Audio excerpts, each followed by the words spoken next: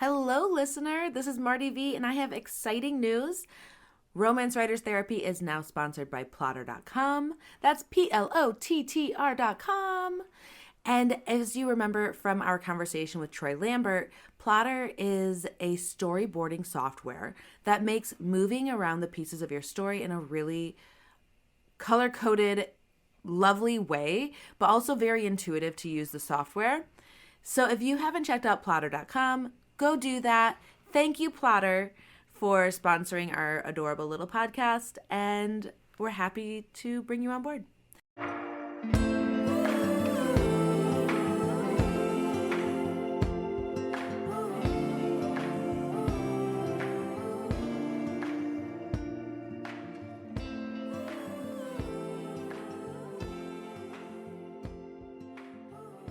Oh, Jesus. Sorry, I just punched my microphone. I'm... That how you turn it on? It's already on, yeah. Don't worry, you'll hear it. Okay. You gotta do the thing. You gotta tell them who we are. Gotta do the thing. Do you want me to do it this time? Oh, sorry. Yeah, you should do it for me. Hi, this is Romance Writers Therapy. I'm Marty V, and that is Kate Pryor. And you are a listener. Hi. We're really glad you're here. Aww. Thanks for joining us today, listener. I'm glad that you've added listener to part of the family. I know. I like to bring listener in. How you doing, Kate? I'm doing just fine. How about you? I'm doing great. I told Kate that I wasn't going to tell anyone, but now I'm going to tell everyone because that's the kind of person I am. I am currently having physical pain from too much time in front of the computer because I just finished I did finish the book and wrote the end and sent it off to my developmental editor on the 25th of June, which was the due date. And I was such a good girl and like stretched every 20 to 40 minutes while writing, even though I spent hours and hours and hours in the chair.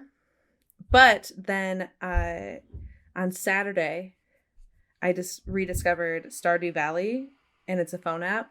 And so I've been holding my phone playing that game for apparently 22 hours since Saturday, which, so you know, is 3 days ago, right? So that's what, like 72 hours? I 22 hours includes the time I played today, too. So, I mean, okay. So we can give me 84. Nope, that's not math. 48 hours. How did you cut? I inverted the numbers. You know what? I'm not going to ask you to do math. I'm not going to ask either of us to do math. I'll let listener do it if they want to. We record at 7 p.m. on a Tuesday. Yeah. So. Yeah. Anyway, I'm in my neck's... However many hours it's been since Saturday. My neck is all jacked up because I've been sitting hunched over my phone for so long. Oh my god. See, and I was absolutely blown away when you told us that you were playing Stardew, and I'm just like, excuse me. I know, right? Miss, I don't play video games. They're not rewarding. They not rewarding. I like how you didn't conjugate any of that. They not rewarding. That's yeah. Mm-hmm. Yeah. Because, okay. But in my defense, my defense, my brain is desperately searching out dopamine right now. So okay. I was in the writing, I'll give you that. The writing cave, and then my brain was like, girl, you have tapped into everything I've got. We are shutting down now. And so Stardew Valley just came into my life. Well, what happened was Andrew was gone, and I was like trying to work, like write while being the only parent with the kids, right? And that, it's challenging.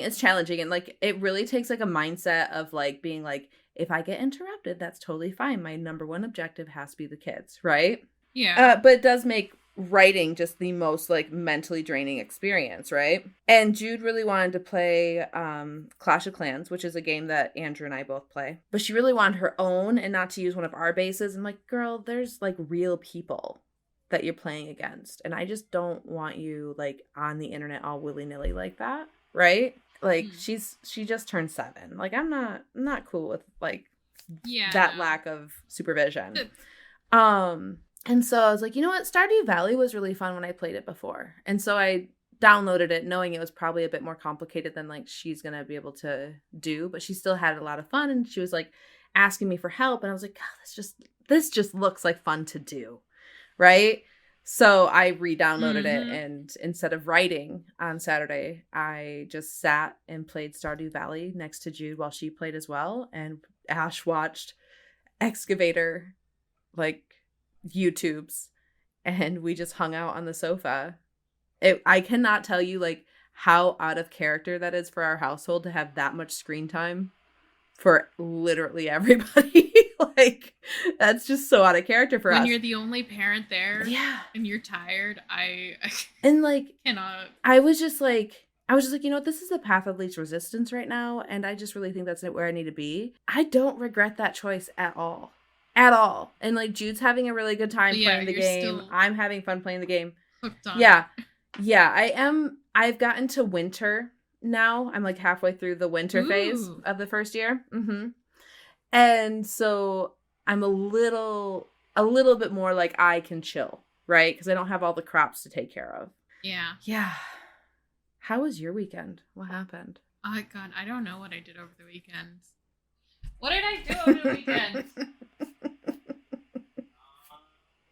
We cleaned. We went to my mom's for dinner. That sounds nice. Oh, yeah. He worked on Sunday, so I absolutely lost all sense of time. Okay. Yeah, that kind of... Because Andrew was gone. Andrew left Friday and then didn't come back until Saturday, like, evening. And yeah, it's just like time didn't happen. Like, I don't know. I got sucked into the game and just enjoyed myself, really. So... No, I totally get you. It really does. It is a time suck in every sense. Oh, absolutely. Like, there's nothing productive about it. I'm not actually raising chickens, right? No, of course but not. Like what's going on is but my like, brain it's is soothing, and my brain is just so happy with this very goal achieve like pattern I have going right now, and it just really needed to shut off. So I do not regret this choice at all. That last week for writing was grueling. That was a task, but she got done too. There's a sex scene that's half written, and I didn't do any of the edits I have notes on. But I did write the end, like sent it off. I'm like, I'm not going to like touch it until I have notes back from my editor. Definitely. So because you told me how many hours you did in Stardew, I had to go look it up. How many I've accrued because Steam records that. Fun fact. 1,801 hours. Wow. How many hours? Like, how many days is that? I'm going to math it. God, I would not. You're going to math it? With a calculator. Oh, okay. Like, not in No. Okay, so 1,000. What was the rest of it? 801. 800. Oh, 801. Divided by 24. 75 days. It's a good chunk of time. That feels actually less than what it should be, really. That was time well spent. Well, Stardew Valley has like a really special place in my heart because it is so mind-numbing. I think I told you when my cat died a couple years ago, and I was just absolutely traumatized by what happened. Yeah. I just started playing Stardew Valley, and I did it for days and days and days, and it was honestly the best thing that I could have had at that point. All right, not to take the podcast in a real sad direction. Yeah, but I can definitely see how, like that simple task reward over and over is just very soothing. Yeah. And like in my head, I'm like, I'm just tapping my screen on my phone. That's all I'm doing. But also in my head, I'm like, shut up. There's something about the organization, you know, the way that like, because it absolutely is a strategy game. The first time around, I think it's really about getting used to the rules. Yeah, I agree. I'm definitely doing better now. All the different time events. Yeah. Once you've played through it once and like, or, you know, even just once you've played through all 4 seasons, I think you get a really good feel for the events that happen in each month. And I am starting to strike a friendship between me and the guy with the long hair. Ooh, Elliot. Elliot, yes. Because I always know where he's at, so I can like give him gifts and talk to him. Some other people are harder to find. He's fun. Mm-hmm. You can get him to write you a romance novel in the game. Well, new goal. New goal. Okay, but Kate, do you want to tell them what we're talking about? We're talking about endings, which is ironic because Stardew Valley is endless. No, okay, that was so no, bad. But I'm gonna take that out. Oh no, oh no, Kate's embarrassed. No, it didn't feel like it landed. My brain just like went straight to like, it's endless. Like my brain was like, yeah, no, you can play it forever if you want. Because I haven't left the valley. Like I haven't left the town. Okay, this is not a Stardew Valley chat. That's not what this is, even though that's all it's been. Even though that's what it's gearing up to be. Okay, but we're gonna talk about endings. But not the ending of Stardew Valley. I feel like my voice has more vocal fry than normal. Have you been doing a lot of screaming? Shouting? Always. Twisting and bopping? Is that a song? Twist and shout? Oh. Yeah. I mean, yeah. Okay. I'm sorry. Like I said, I hope you came with a full brain cell because I did not show up with one. I don't think it's you that's the problem. I think it's me. Like when you said that Stardew Valley comment didn't land, I think it's me, Kate. So...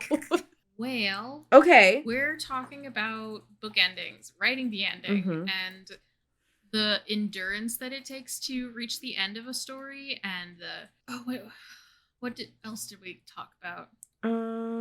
Endurance. All the different choices. Yeah. That go into. Yeah. Yeah.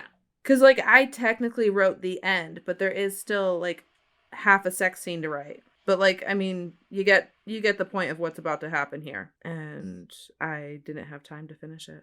Sometimes that happens. Yeah. You just send most of it to the editor. Yeah, exactly. It just stops and then goes to the next chapter. That's what happens. And I was also telling Kate that like I have all of my notes to myself of things to fix and like stuff like that hasn't been addressed at all. But like still like draft is done. Kate, do you want to talk about where you're at in your ending? Getting to the ending. I'm hitting that final 4 or 5 beats. Because I'm in the middle of writing the breakup scene. I'm really happy that it's going really smoothly because I have enough notes to hit. I don't know. Whenever I write a chapter, I'm like, it has to be at least 1,000 words. I would like it to be more than 1,000, but like, I don't feel like I reach a good emotionally satisfying finishing point until about like 2,000 words. But like sometimes, you know, when you hit like that emotional, like the chapter feels emotionally finished and then you get to, you're only at like 1,700 words and you're like, oh no, how can I stick 300 words of fluff in this? Oh, I don't have that feeling. You don't? No. Oof. My chapters tend to sit around 2,000 words because I agree that tends to be like how long it takes for me to set the scene and like have the emotional arc and the action arc, right? The rise and fall. Yeah. But sometimes it does happen in like 1,300 to 1,200 words, I would say. But like also I have chapters in there that are like reaching 3,000 and like that's just what that chapter needed. I don't worry too much about like how many words it took to do the scene. I won't let it be less than like 1,100 words though. I guess there is that. I also really try not to let it be above 3,000 words because I just feel like that's a really long chapter, especially when you're used to like the cadence of like anywhere between like 18 and 2,200, right? Yeah. Like as a reader, then you're like, wow, this chapter just feels long. I definitely will do 3,000 to 4,000 words for a chapter if the project itself is like intended to be 60,000 words or 80,000 words, you know, like a longer thing. Okay. Which I know I say that not having any of those projects of mine that are completed published. They're just kind of sitting around. Dude, marinating. I feel like that's part of like what I have to do in the beginning of next year is like actually like get those, you know, novelette / novella length things that I have written, like, actually published, right? Because right now I'm sitting on a couple different things, and I also have, like, Banded Together that needs to get, like, edited and put out there, and, like, just a couple different things about, like, I have a bit more I could be putting out there that I just haven't taken the time to do. And so, since I won't have any deadlines at the beginning of the year, I'm like, I think that's just what I have to do, is the audiobooks and get those out into the world. Yeah. I feel like I got really caught up in working on this series when it was not my intent to write a series originally, but, like, people kept telling me you should make this a series. So it was like, okay, I could make another story in this world when I have, like, these other things I want to work on. I remember the birth of that moment too, where, like, people were talking about it being a series, and then, like, we were just kind of chatting about, like, I remember being like, oh, Janice, like, and like, oh yeah, she could have a bug, like, and I remember, like, that moment of you being, you being like, oh, that's a good idea, but I'm also disappointed, like, sort of thing. Yeah, the way that new ideas are, like what you just did to Katarina. Oh, yeah, okay, yeah. No, the thing is, I really want to read the book I told her to read over. I agree. And I think that she'd be, like, the most perfect voice to write that too. Like, she just, like, would have a perfect voice to write it. She knows Phantom of the Opera inside and out. I really want to see what she would do with it. Yeah. You know? I do too. Anyway, okay. I'm sorry, listener. We are here to talk about endings. We're here to talk about ending things. Kate, I'm so sorry. You are going to have to, like sheep herd my brain. Okay? Like, okay. This is rough. So you're gonna have to keep me, like, in line. Okay. So you're at the ending, and you're talking about how many words per chapter to kind of create this story. Right. Well, no, like, that's just, I went off on a little tangent. Okay. I'm sorry if that was confusing. That's okay. Normally, I don't know if I was telling you this or I was talking to someone else about this. I think I was telling Austin this.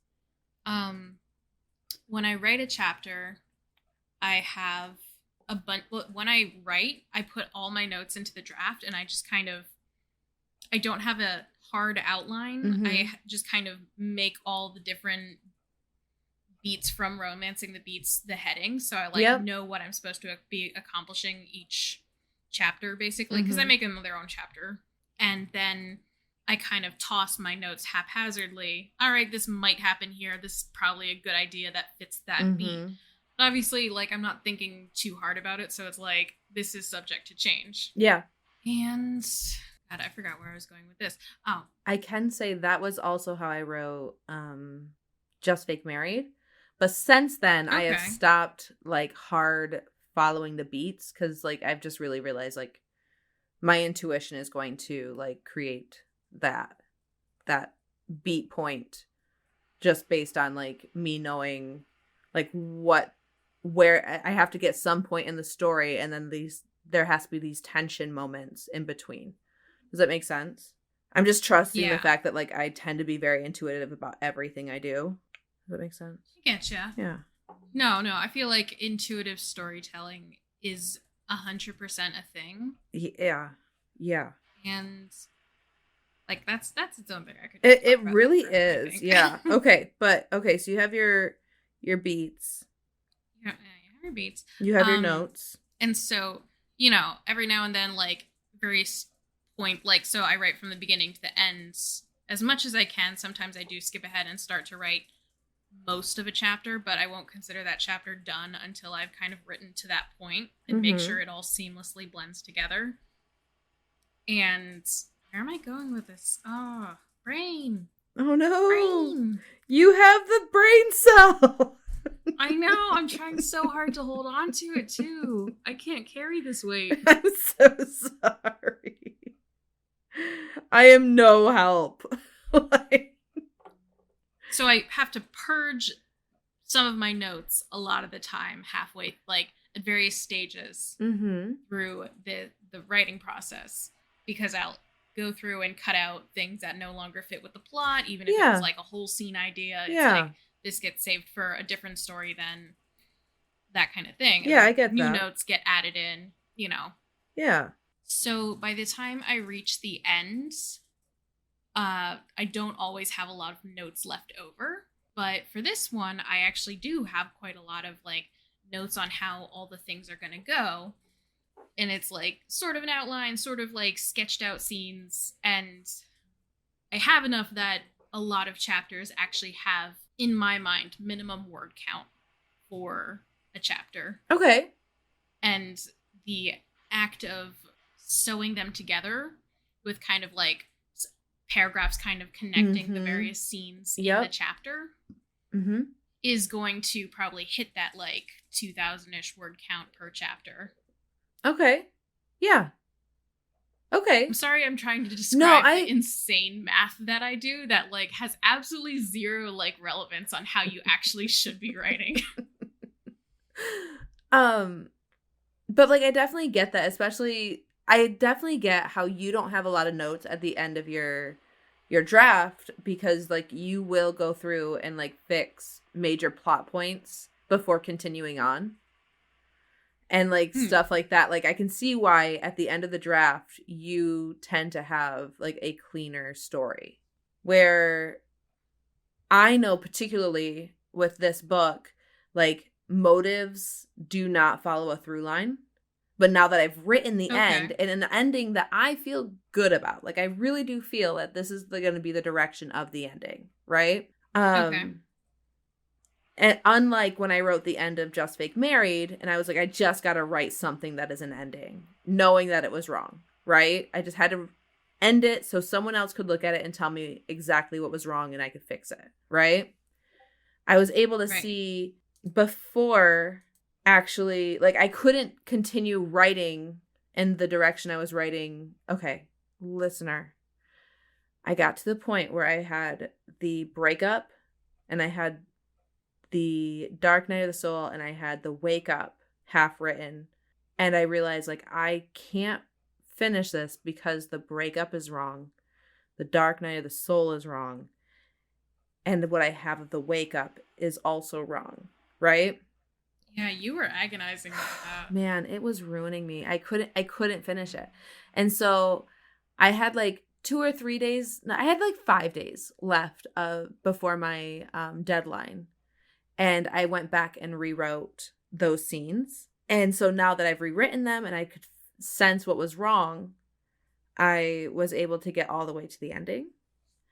And I think that it's right. I think that this is a good ending, and I'm going to end up going to the beginning, middle, and correct motives throughout to match this ending. And that's what I think is going to happen. So you have decided how it's going to end then? I mean, unless I get a note that is like eye-opening, yes. Right? Okay. I also will say that you know how I've said in the past that like I would get to like the 70% mark and like I was like really drudging up all my brain power to like finish the project, and then it got to the point where it was like, okay, at 75-80% I really had to drudge up the brain power. This time it was like 90 to 95% before I was like mentally drained. So my endurance is growing, which is very exciting. Like maybe at some point I will be able to think of like marketing without it being a total mental drain. But I was also thinking like I wrote their prequel this year too. So I have been writing these people for 6 months. And that just is a long time for me. It was really hard to like finish the prequel and be like, okay, now keep talking about them. Right? Like my brain just had a really hard time with the end and then restarting their story. Even though the prequel is not an ending. It is very much like a window in time, right? I can see how that would like really, because you know, whenever I think carrying a story through 2 different not mediums, two separate works. Mm-hmm. Yeah, like two different plot points. I don't know how, Well, at this point, I don't know how people write the same characters over and over, right? Like, there's a bit of like, I'm hanging out with these people while I'm writing with them, like writing them. And when I get done writing them, I'm like, I need to hang out with someone else for a little while. Like, yeah, no, yeah. like, all right, I'm kind of glad to see you guys go. Yeah, And, exactly. Like, not I think love about you. I love you. But like, I've been in your head for too long and I need to go rest now. Like, even if rest is hanging out with different people. And that's the way I feel about them right now. No, I get you. I 100% feel that. Like, I've felt that before. And although I also definitely have the next feeling of like when you start a new project and it's like, God, I am not willing to get to know new people yet, even though they are characters. Well, but like a part of like my brain kind of coping with the fact that I am like intensely thinking about these people and their story is like I can tell when I'm getting very worn out with these people because I come up with so many more stories and see so many different characters and I'll like I had so many ideas about the sequel featuring Remy than I did about the book I had to write. Right? Like it was like if I could just sit down and write Remy's book, then I would just zoom right now. But like sitting down and writing Hazel and Elijah, my brain was like, this is a lot harder. Let's talk about the new thing. Like, you know what I mean? Yeah. What are your thoughts? I don't know. Writing takes a lot of emotional labor It does. that, you know, you don't always have the bandwidth for. Yeah. And that's I was surprised how emotional I got writing their Dark Knight and like their breakup. Oh my god, dude. I was really surprised how much that like I was tearing up. That's not like me, listener. Yeah. I'm not one of those people that does that. Right? I tend to be thinking so technically about like what has to happen where and this and that. But man, these two really like they just broke my little baby heart. Right? You know, like I've seen people post it before and I kind of go, okay, when people do it cuz like not judging but like can't relate. Yeah. Man. Yeah, absolutely. And it would be like, "Oh my god, you ever write a chapter that just makes you cry?" And I'd be like, "No. I can't imagine doing that." And then like 2 days ago, I was writing on the chapter before the breakup scene. Okay. Mm-hmm. Or it was just even like part of the breakup scene that I was working on. And I started crying. I was like, oh no, it's getting to me. Oh, I wonder what it hit emotionally. Like not like little tears, yeah. like not like yeah. tears. No, I wasn't sobbing or anything. I'm sorry, my dog. No, your dog. My dog is barking. Yeah. I mean, I wasn't sobbing or anything, but like, I wonder what hit emotionally differently about this book and their characters and like their theme. You know what I mean? I absolutely know what it was for mine. Okay. I would love to hear you explore yours. So a lot of you don't no, it's to. Okay. I can. A lot of their theme is like questioning worthiness. Okay. And like I definitely have always felt very confident in my worthiness of love, right? But it really breaks. And so like because I've always had like a love security, like I've always been loved and known that I deserve that. Like it breaks my heart to know that not everybody does. Like that, like sitting here right now, like that just really makes me so sad. That's the saddest thing I've ever heard, right? Like, oh man. Yeah. So like that's what struck me with these guys is the question of worthiness and like accepting love because somebody loves you. Right? Yeah. I think for mine, I kind of arbitrarily chose early on, like, oh, I guess I'll give Gwen imposter syndrome. and like the feeling that she's not actually good at what she does, and like she's just kind of waiting for someone to discover that she's actually terrible in every way possible. And you know, she's in the middle of like a panic attack when do I want to spoil? Anyway, there is a scene where Vlad, her love interest, you know, basically tells her like the things that she needs to hear, but like she's convinced herself that she doesn't need to hear, you know? And so she's been closing herself off to other people, like keeping them at an arm's length, not allowing them to like really get to know her or express affection, and you know, thus starving herself of it. Yeah. And you know, it's that stupid New York Times essay about you have to like let people know you in order to reap the benefits of being loved. Yeah. It's but like, in order to get to that, you also have to like be submit vulnerable to the mortifying ordeal of being known. I think it's called. And you know, did not think it would hit me hard. And yet it did. And yet. Isn't that funny? Like, I don't know, just I feel like this year particularly in writing, I have discovered so much about like all of my expectations being different than reality, and like accepting like, oh, I'm just not the kind of person that cries while writing a scene, and then like things are different there. You know what I mean? Like that you just don't know anything until you're there, right? Yeah.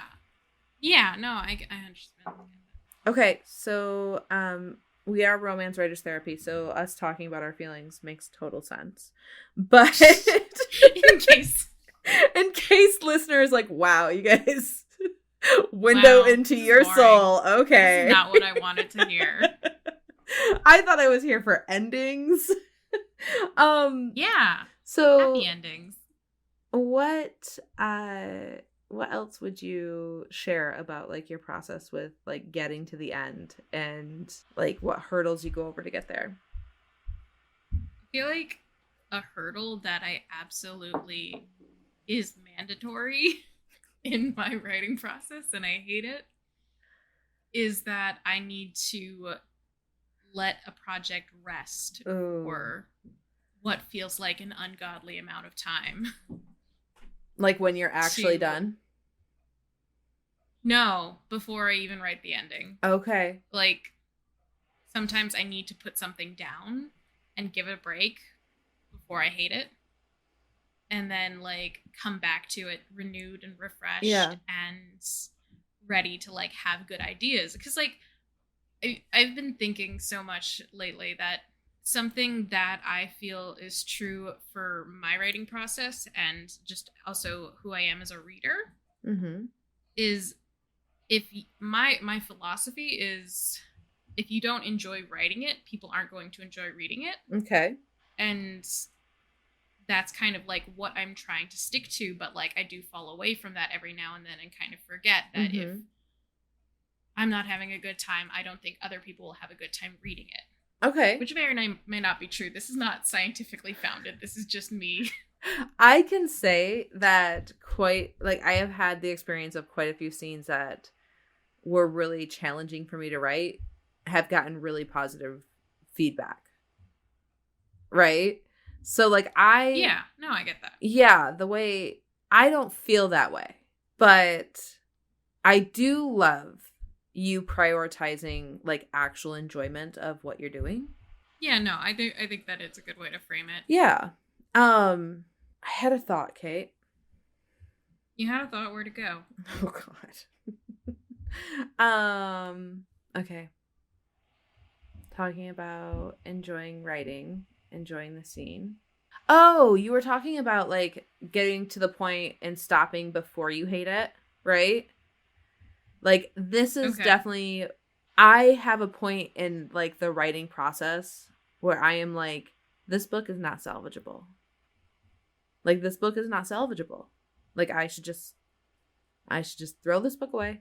It is not salvageable, right? Okay. And I know that that's a part of the process for me. And I have to just keep writing anyway.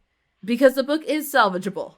Right? Like, it's fine. Just get to the end. Because you can't fix the book until you actually have it written. Like, I can't fix the book until I actually have it written.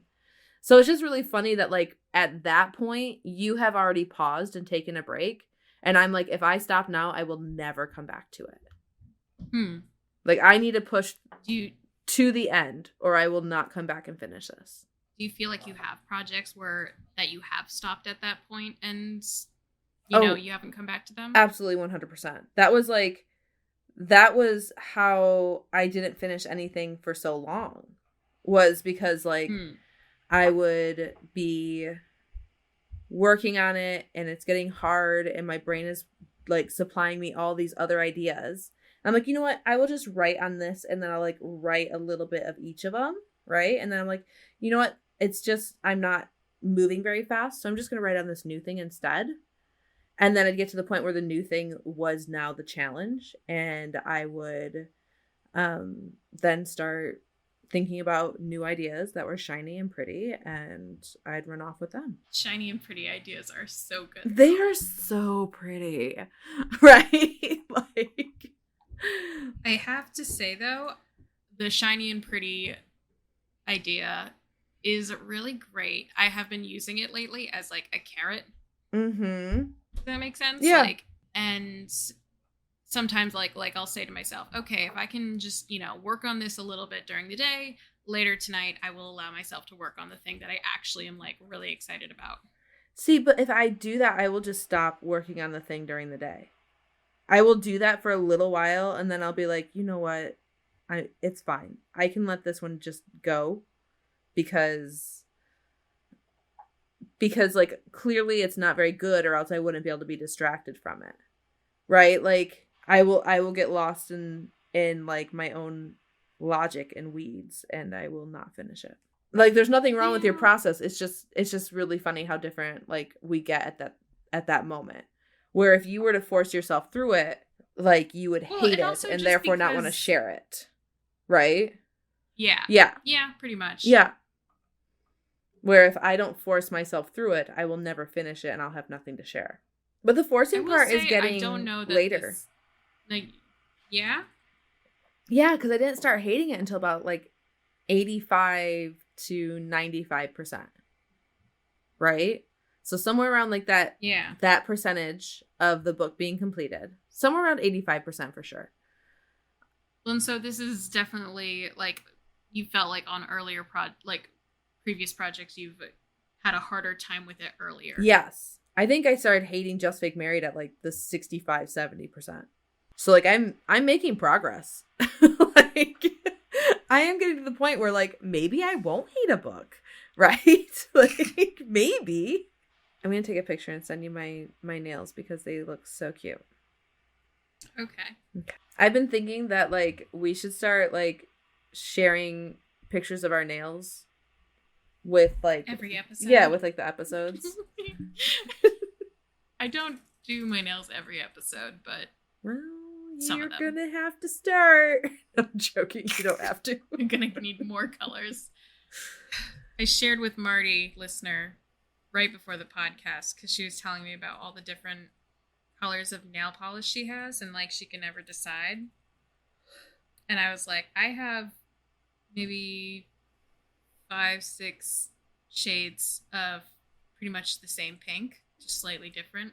It is a really cute pink. How would you know? You described it to me. I can see colors in my head. It's a light baby pink. Kate, is there anything else you want to tell them about endings? Oh my god, we've been talking for 40 minutes already. Yeah. I mean, gathered, I'm sure there's stuff in there that we're going to get rid of. But, like... This would be a weirdly short episode if we didn't keep going for, like, at least 5 more minutes. At least. Okay, talking about endings. I feel like I don't feel like I've hit... I don't... What happened? I feel like most of our episodes feel like they hit a natural ending point because it feels like I've said all I can think of to say on a subject. And like we've exhausted it. We've hit some maybe pretty good points. But this one I'm kind of like, yeah, we just kind of talked about what it's like to write the ending and like slow like be at the part where you hate your project. And then push through anyway. Which kind of sucks. And I hate that that's how it kind of ends up being, that you're like, I'm sick of this. Get rid of it. Okay, so how could you like revitalize that point in the project for you? Well, I take a break. Okay. Like that's I think it's also like helpful to finally step back and like really be able to see the characters as they've like in their most complete form. And like really get a sense of who they are, and so that's gonna affect the ending, you know? What I do when I'm like feeling like I'm dying here and like this book is not a satisfying thing to sit in front of, I remind myself, and you'll probably hear it if you listen to other episodes before this, I'll remind myself how much I love the editing process. Like I love the editing process. Look, there's nothing, it's a physical feeling inside of my body when like I correct an issue in my manuscript. Like it is just like this like click into place. Like it just feels so good to correct an issue in the manuscript, and I get so much dopamine from doing those edits. And then like I have such a clear like everything I do to it is making it better, so I feel more free to try things. If I don't like it, I already have the original there and I can just delete what I've already done. Right? Like there's no cost. There's just reward. Right? So I love editing. And so I tell myself when I'm like really having a hard time pushing through, like your next step is coming. Like the book is going to be so much better when you finish this and you get to that next step. It doesn't matter if you think this book is good right now, because even if you do think it's good, it's going to be so much better when you're done with the editing. And so it just, that gives me so many energy pennies. Like I really appreciate it. I wish I could really buy into that mindset when I get in that kind of stuck place. Well, I wish I could take rest. So, girl, you pack your calendar too much. That's what it is. Shh. Okay, shh. You there? Yeah, you just need to hush your voice. Oh, okay. Just covering me. Bring it down a notch. You don't have to come at me with so much aggression. I am currently looking at like my deadlines for my next book, and they're gross. They're real gross. Ooh. And like, yeah, now that I have a better understanding of like how I get words done and like what to expect from myself in like a reasonable manner, and like how those like getting that work done fits into my actual daily schedule. Like now that I have that understanding, I feel a lot less intimidated about getting this book, the second book, written and edited in time. But like right now I have a setup for a beta. I'm trying a new process, listener, where I will not do developmental edits. I will do a beta or two, a paid beta or two, because I don't have time to read someone else's book, and it's unfair to expect people to beta for me for free and then for me not to like beta them as well, right? I don't know that I'm 100% on that. You're not? I'm not. You don't think that there's like a read for read like cost? I don't know. This kind of branches into larger philosophies. Like I think about like the modern day, like how we look at all our relationships in this kind of transactional way. Like we make everything a transaction, and I see your argument there. Quantify things like that. I definitely, you know? yes, I definitely see your argument there. But I do see, like, relationships as being semi-transactional, right? Like, I don't want to have a relationship with somebody who's constantly giving for me. That would make me uncomfortable. And I don't want to have a relationship with somebody who's constantly taking from me. That would make me angry, right? So, like, there has to be a level of balance.